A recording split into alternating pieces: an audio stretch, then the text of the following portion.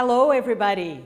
Na aula de hoje, nós vamos falar de prefixos e sufixos.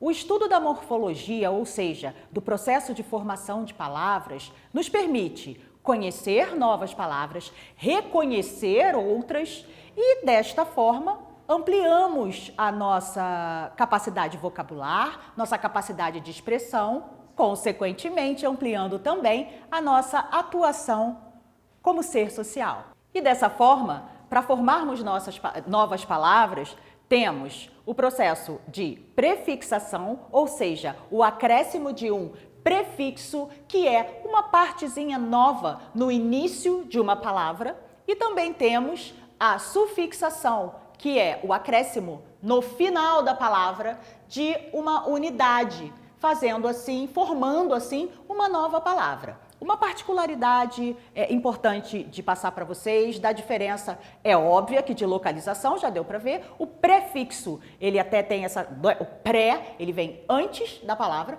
e o sufixo vem depois, isso visualmente fica óbvio, mas uma outra diferença importante é, quando você acrescenta um prefixo, essa unidade antes da palavra, você mantém majoritariamente, normalmente, a classe gramatical dessa palavra. Ou seja, se eu tiver um substantivo e eu acrescentar no início deste substantivo um prefixo, ele seguirá, a nova palavra que se formará, continuará sendo um substantivo.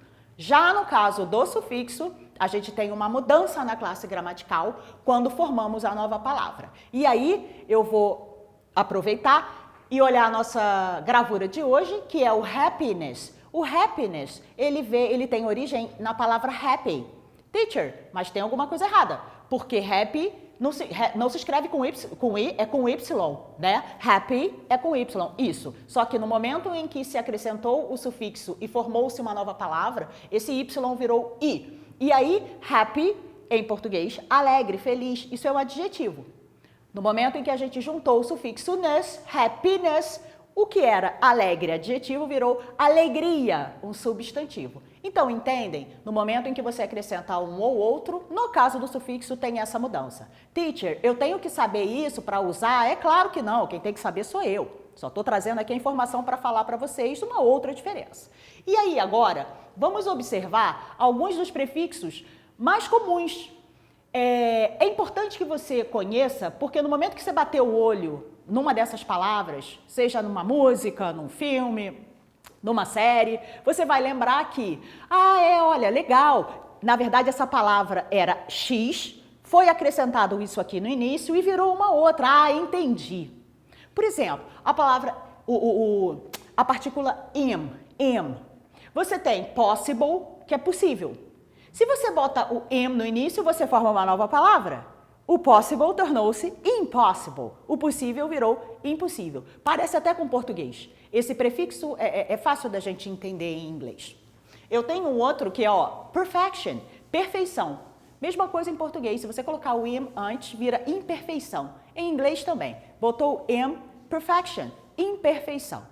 E eu tenho o mortal em português. Mortal em inglês, mortal. Mortal. Se você colocar o am na frente, e aí ficam dois M's mesmo em inglês, você tem a formação da palavra immortal, ok? Um outro prefixo também muito usado é o un. Você tem o certain, que é certo, e o uncertain, que é o incerto, duvidoso. Você tem o comfortable, confortável, uncomfortable, desconfortável. Você tem o common, que é comum, e você tem o uncommon, que é o incomum. Observa só uma coisa. Comfortable em inglês tem um M aqui, tá bom? Você escreve com M. E aí eu tenho o this. O this é o negando. Ele nega. Eu tenho like, que é gostar. Se eu falo dislike, eu estou negando, eu estou desgostando. Desgostar.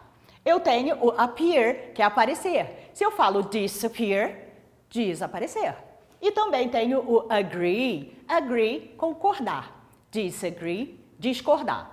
Olha que legal. Vamos supor que você já saiba usar a frase I agree with you. Eu concordo com você.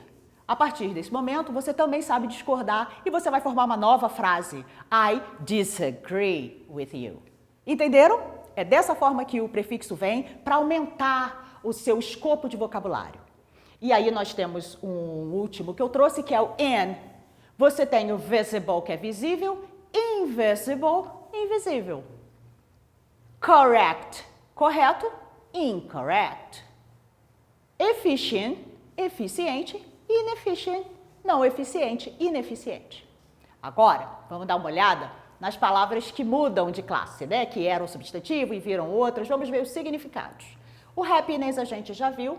Weak, weak é fraco. Se eu quero dizer fraqueza, eu boto ness no final e weak vira weakness, fraqueza. Thankful, thankful, grato.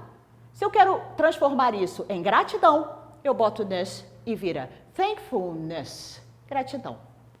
Happiness, nós já vimos que é o alegre que virou alegria. Esse outro aqui, ó, ele corta, é o less, menos. Por exemplo, use, uso. Se você botar useless, é porque a coisa ficou sem uso. Ou seja, useless, sem uso.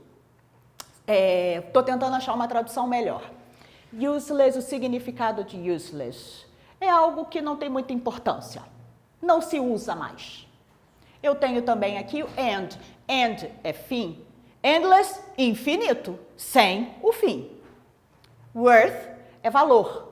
Se eu tenho algo que é worthless, something is worthless, essa coisa é sem valor. Ok? E aí, ó, o able e o able, a gente tem isso em português. Seria o ável, evil. Por exemplo, accept, aceitar. Aceitável, em inglês, acceptable. Eu tenho o adore, do verbo adorar, adorable, adorável.